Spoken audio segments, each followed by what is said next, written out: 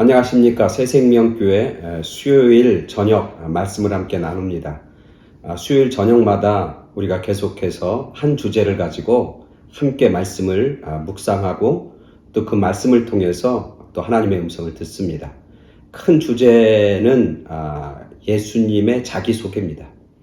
예수님 스스로가 자기를 누구라고 소개하는가, 거기에 집중해서 우리가 함께 말씀을 살펴봅니다. 그래서 지난 시간에는 예수님은 선한 목자다. 그 전에는 예수님은 양의 문이다. 나는 세상의 빛이다. 나는 생명이다. 그렇게 예수님께서 쭉 말씀해 주셨죠. 오늘은 그 5번째 시간으로 예수님께서 자기를 누구라고 소개하는 거냐면 나는 부활이다. 나는 생명이다. 나는 부활이요 생명이다. 이렇게 예수님 스스로를 소개하고 있는 말씀을 함께 나누고자 합니다. 사실 우리가 신앙생활하는 거, 믿음 생활한다고 하는 거 뭐냐면 한마디로 얘기하면 예수님을 조금 더 아는 거죠. 예수님을 더 안다고 하는 것은 무엇을 의미하는 거냐면 그 내가 안 예수님을 내가 믿는다고 고백하는 것이고, 그리고 그 고백을 통해서 내가 예수님처럼 닮아가는 것. 그게 신앙생활이고 믿음생활이죠. 그 믿음생활의 첫 번째는 뭐냐면 예수님을 알아야 되죠. 예수님을 부르는 사람은 구원을 받는데 예수님을 알지 못하고 어떻게 부를 수 있겠느냐, 그렇게 바울은 얘기하고 있는 거죠. 그러니까 예수님을 알아야 되는데 예수님을 아는 가장 좋은 방법은 뭐냐면 예수님 스스로가 자기를 누구라고 소개하는가, 그 소개를 통해서 우리는 예수님을 알게 되고 그 예수님을 만나게 되는 것이죠. 오늘은 그래서 예수님은 자기 스스로를 부활이다, 생명이다 말씀하고 계십니다. 우리 모두가 죽음에 대해서 압니다. 죽음에 대해서 3가지 모든 사람들이 다 아는 게 있습니다. 첫 번째는 뭐냐면 모든 사람이 다 죽는다는 거죠. 두 번째는 뭐냐면 그 죽음을 누구도 나 대신 해줄 수 없다는 거. 대신 해줄 사람이 아무도 없다는 거.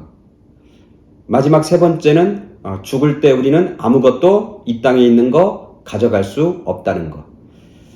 죽음에 대해서 우리는 다 모두 알고 있는 겁니다. 그죠?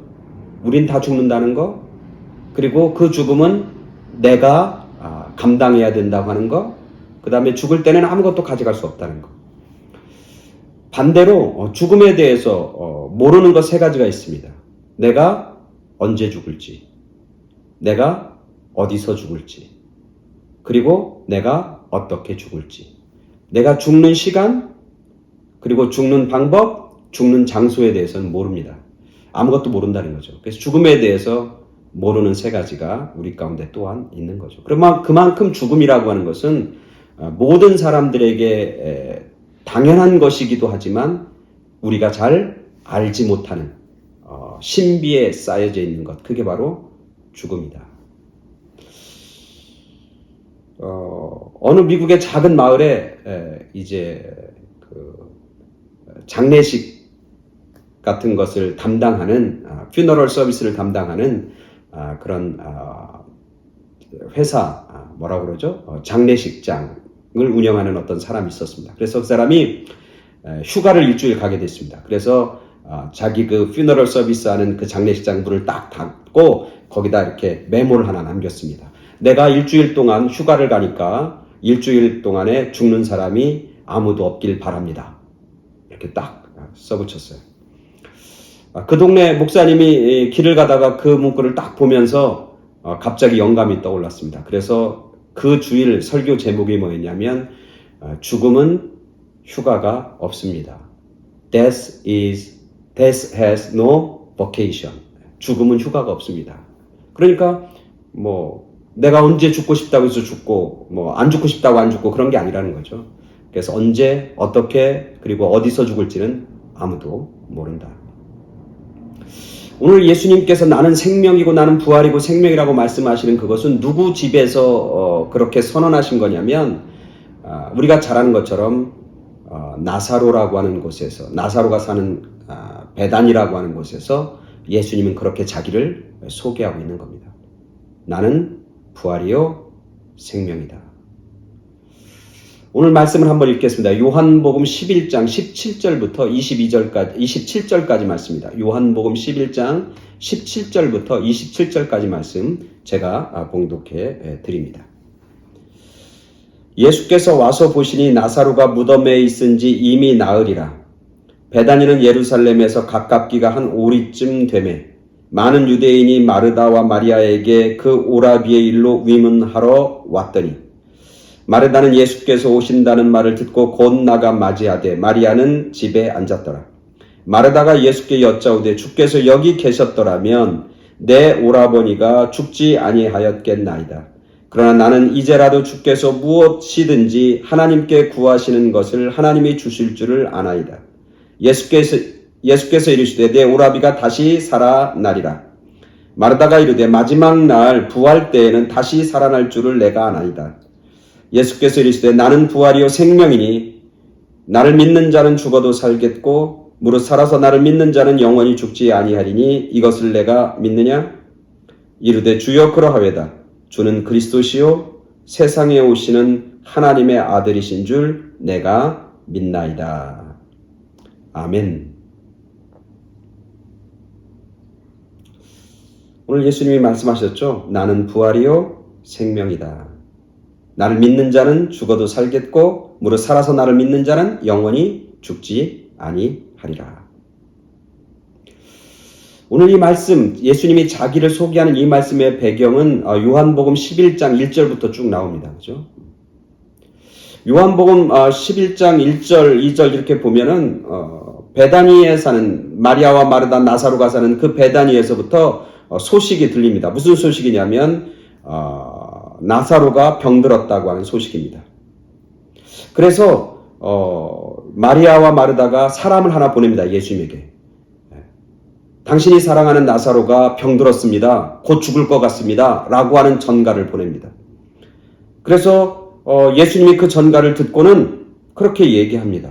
이 병은 죽을 병이 아니다. 그렇게 얘기하면서 조금 더 나가면 뭐라고 하냐면 예수님께서 거기 며칠을 더 유하셔? 이틀을 더 유하십니다. 6절에 보니까 나사로가 병들었담을 들으시고 그 계시던 곳에 이틀을 더 유하시고. 그러니까 이런 일이 예수님이 지금 유대 땅을 떠나요. 왜냐하면 유대 땅에서 말씀을 전하다가 유대인들에게 돌을 맞아 죽을 그런 위험에 처합니다. 그래서 예수님이 그 위험을 피해서 다른 곳으로 잠시 이제 이동하고 숨어 있는 거예요. 근데 그곳에 나사로가 병들었고 곧 죽을 것 같다고 하는 소식이 전해집니다. 근데 예수님이 그 사람들을 참 사랑하거든요, 성경에서. 근데 예수님은 무슨 영문인지 모르지만 그곳에서 그냥 이틀을 유합니다.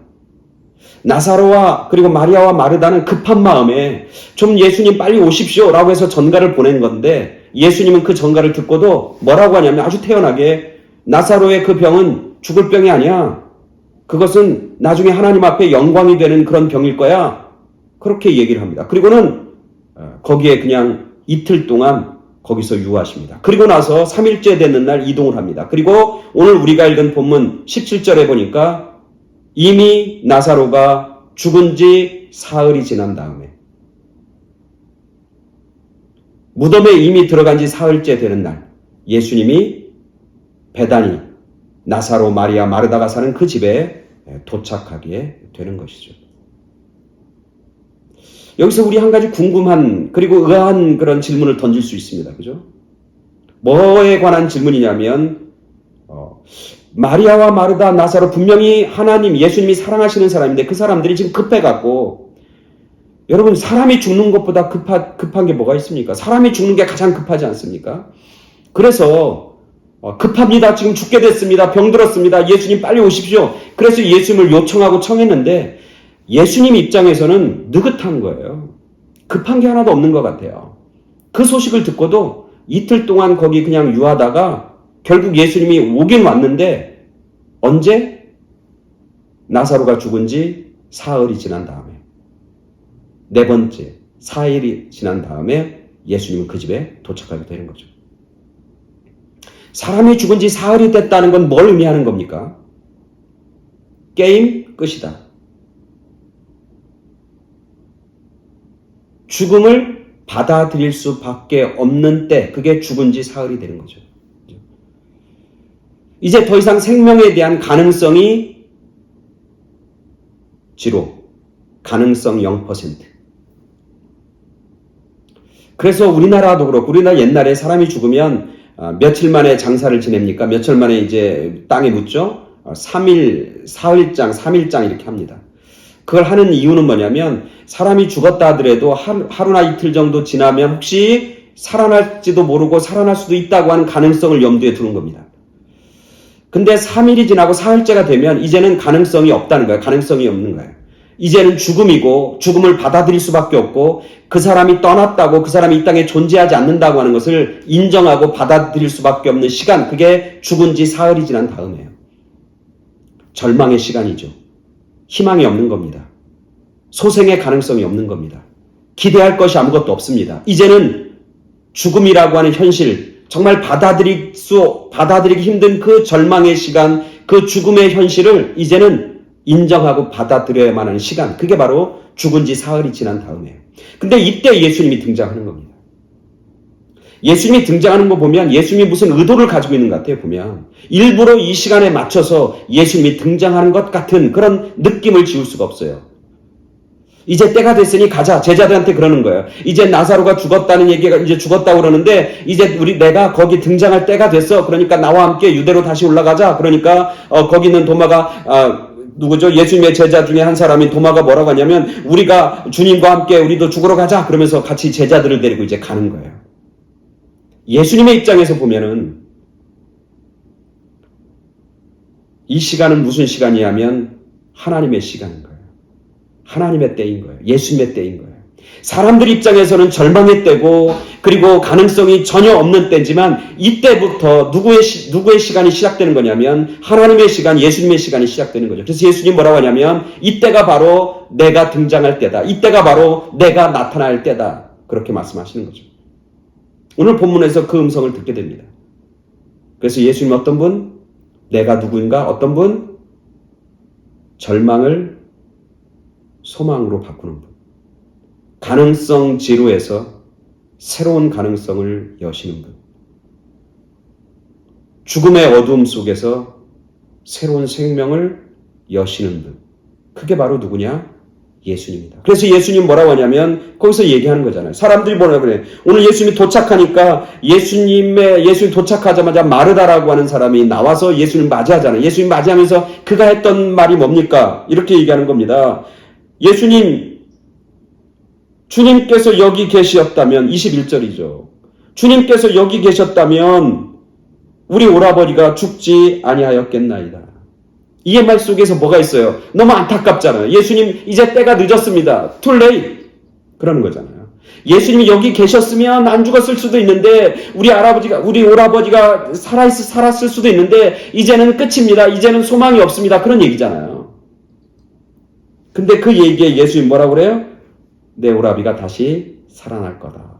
그러면서 나는 뭐야? 부활이고 생명이다. 다 죽은 것 같고 게임이 끝난 것 같은데 예수님은 다시 생명을 시작하고 소망을 시작하고 새로운 빛의 역사를 예수님이 펼쳐 주신다고 하는. 그래서 예수님은 뭐예요? 부활이고 예수님은 생명인 것. 그리고 이 본문 속에서 그 예수님의 그 부활이고 그 생명인 예수님을 우리가 뭐야? 믿고 신뢰하고 고백하는 것. 그게 바로 오늘 우리가 예수님을 알고 예수님을 믿는 가장 소중하고 귀한 믿음과 고백이라고 하는 사실을 말씀하고 있는 것이죠. 그렇다면 오늘 본문 속에서 또 하나 우리가 생각해 볼 게 뭐냐면 정말 그 부활과 생명인데 그 부활과 생명의 때는 언제인가? 오늘 마르다는 이렇게 얘기합니다. 예수님이 계셨더라면, 과거형을 쓰는 거예요. 예수님이 과거에 계셨더라면 생명이 있었을 텐데 아쉬워하는 거죠. 그리고 마르다는 또 고백합니다. 뭐라고 하면 이렇게 합니다. 내 오라버지가 다시 살리라. 그렇게 얘기하니까 마르다가 뭐라고 하냐면 이렇게 얘기합니다. 마지막 날 부활 때에는 다시 살아날 줄을 내가 압니다. 예수님이 마르다야, 네 오라비가 살아날 거야, 생명이 있을 거야, 다시 살 거야, 그렇게 얘기하니까 마르다는 그걸 뭐라고 하는 거냐면, 다음에 마지막 때 부활의 때가 되면, 마지막 때가 되면 그때 부활해서 다시 살 것입니다. 살 줄 압니다. 라고 하는 거예요. 뭐에 대한 얘기라는 건 미래에 대한 얘기를 하는 거예요. 자, 마르다는 과거에 예수님이 계셨다면 생명이 유지될 수 있었을 텐데, 과거에 대한 얘기하는 과거의 생명. 그리고 지금 마르다는 또 뭐에 대한 얘기하냐면 부활인데 무슨 부활이에요? 미래에 대한 부활이에요. 마지막 날에 우리 오라버지가 다시 살고 부활할 줄을 내가 압니다. 그런데 지금 현재는요, 생명도 없고 부활도 없습니다. 이 얘기잖아요. 근데 오늘 예수님은 뭐라고 그래요? 나는 부활이요 생명이다. 영어로 하면 I am resurrection and the life. I am the resurrection and the life. 동사의 시제를 보면 과거형이에요, 현재형이에요, 미래형이에요. 현재 I am이란 말이죠. I was the life가 아니고, 내가 과거의 생명이 아니라 I will be the resurrection. 나는 과거에 부활할 거야 라고 하는 미래형이 아니라 예수님이 말씀하신 나는 누구냐면 나는 지금 현재 생명이고 나는 지금 현재 부활이다. I am the resurrection. I am the life. 라고 예수님은 말씀하고 있는 거죠. 이 예수님의 말씀에 우리 모두가 관심을 가져야 됩니다. 주의를 기울여야 돼요. 우리는 흔히 과거에 머물러 있는 신앙생활 하는 경우가 많아요. 옛날에 내가 정말 신났었지. 내가 과거에 내가 살아있었지. 정말 믿음도 있었고 열정도 있었고 그때 내가 생명이 있었지. 내가 중고등학교 때는 그랬지. 내가 한국에 있을 때는 내가 정말 예수님과 함께 내가 살아있고 예수님과 함께 내가 신나게 믿음 생활했지. 코로나 전에는 내가 예수님과 함께 정말 멋있게 교회와 함께 예수님의 살아계심과 예수님의 부활의 능력과 예수님의 능력을 행했지. 이렇게 얘기를 하는 경우가 참 많아요. 생명과 부활과 주님인데 언제? 과거에. 그리고 또 우리가 미래에 대해서 우리가 쉽게 얘기하자. 부활 그러면 그렇죠. 죽으면 우리가 천국 가죠. 우리가 죽으면 천국 갑니다. 우리가 죽으면 하나님 나라에서 다시 살죠. 그때 다시 만나죠. 이렇게 우리가 부활에 대해서 미래형으로 다가올 어떤 것으로 우리가 인식하고 받아들일 때가 참 많아요. 지금은 못하는데 다음엔 잘할 거야. 지금은 바쁘지만 이 바쁜 게 지나가면 다음에는 정말 예수님과 함께 신나게 살아있는 그런 생명력이 있는 삶을 내가 살 거야. 지금 내가 아이들 키우라고 정신없는데 아이들 다 키우고 나면 그때 되면 내가 주님과 함께 내가 믿음 생활할 거야. 주님의 생명을 내가 누릴 거야. 그때 내가 다시 살 거야. 지금 코로나 기간인데 코로나 때는 그냥 잠잠고 죽고 지내야 돼. 죽어 있어야 돼. 이 코로나가 다 없어지면 그때 다시 내가 주님과 함께 내가 생명력 있게 내가 주님과 함께 능력으로 내가 믿음 생활할 거야. 지금 어렵고 힘들어서 좀 여유가 생기면 좀 여유가 있고 시간도 있고 물질도 있고 돈도 있고 그러면 내가 나중에 주님과 함께 신나고 주님과 함께 살아있는 그런 믿음 생활 할 거야. 라고 하면서 우리의 신앙이 미래에 초점을 맞추고 미래의 생명과 미래의 부활에 맞추고 신앙생활하는 경우도 종종 있어요. 그러나 오늘 예수님은 오늘 이 말씀 속에서 우리에게 가르쳐주고 말씀하신 예수님의 생명과 부활은 언제냐? 현재라는 거야. I am the resurrection. 지금 생명이고 지금 부활이다. 그래서 예수님이 이렇게 얘기하는 거잖아요. 그래서 뭐라고 하냐면 지금 살아서 나를 믿는 자는 영원히 죽지 아니하고, 그죠? 나를 믿는 자는 죽어도 다시 살겠고 지금 살아서 믿는 자는 영원토록 뭘 소유하고 있어요? 예수님의 생명과 예수님의 부활, 죽음을 뛰어넘는 생명과 부활을 현재 소유하고 살아가게 되어 있다 말씀하고 있는 거죠. 그래서 부활과 생명은 과거의 것도 아니고 미래의 것도 아니고 오늘 우리가 살고 있는 자리, 오늘 우리가 살고 있는 그 시간 속에서 우리에게 주어져 있는 하나님의 능력이고 하나님의 은혜이고 하나님의 축복인 것이죠. 이 생명을 가지고 살아가는 사람은 더 이상 두려워하지 않습니다. 죽음조차도 두려워하지 않습니다. 이 생명을 가지고 살아가는 사람은 어떤 어두움과 어떤 절망의 순간에도 낙담하지 않습니다. 왜? 예수님이 생명이니까. 예수님이 부활이시니까. 그 모든 것들을 다 능히 이기고 물리치게 되는 것이죠. 그래서 그 말씀을 고린도후서에서 바울은 이렇게 묘사하고 있습니다. 지금 근심하는 자 같으나 부활과 생명을 소유한 자는 지금 근심하는 것 같으나 항상 기뻐하는 자고, 지금 가난한 것 같으나 많은 사람들을 부욕해 하고, 아무것도 없는 자 같으나 모든 것을 가진 자로 살아가는 삶, 그게 바로 오늘날의 부활, 오늘날의 생명을 소유하고 살아가는 사람들의 모습인 것이죠. 몇 년 전에 부활이라고 하는 영화가 있습니다. 근데 부활이라고 하는 영화는 누구의 관점에서 영화를 만든 거냐면 예수님을 십자가에 못 박았던 로마의 병사의 입장에서, 시각에서 예수님의 죽음과 예수님의 부활을 이렇게 그려나가는 그런 영화였습니다. 이 사람이 예수님의 죽음을 확인하고 또 예수님이 부활했다고 하는 소문을 듣고 정말 예수님이 부활했는지 아니면 제자들이 그 시신을 갖고 도망간 건지 그것을 수사하고 파헤치다가 이 병사가, 로마 병사가 부활한 주님, 예수님이 부활했다고 하는 사실을 깨닫게 됩니다. 그리고 부활한 주님을 만나게 됩니다. 그래서 그 영화의 마지막 부분에 이런 장면이 있습니다. 어떤 사람이 묻습니다. 예수가 죽었다가 부활했다고 하는 소문이 있는데 당신은 그것을 확인했습니까? 맞습니까? 이렇게 묻습니다. 그때 이 로마 병사가 그렇게 얘기합니다. 정말 분명한 사실은 나는 예전의 나로 더 이상 돌아갈 수 없다는 겁니다. 그렇게 증언을 합니다. 참 의미 있죠? 부활한 주님을 만나고 예수님이 부활이고 생명인 것을 확인하고 신뢰하고 믿은 사람은 이 로마 병사처럼 고백할 수밖에, 나는 예전의 나로 더 이상 돌아갈 수 없습니다. 이제는 새로운 삶, 새로운 생명의 삶, 부활의 삶을 나는 오늘 살아갈 수밖에 없습니다.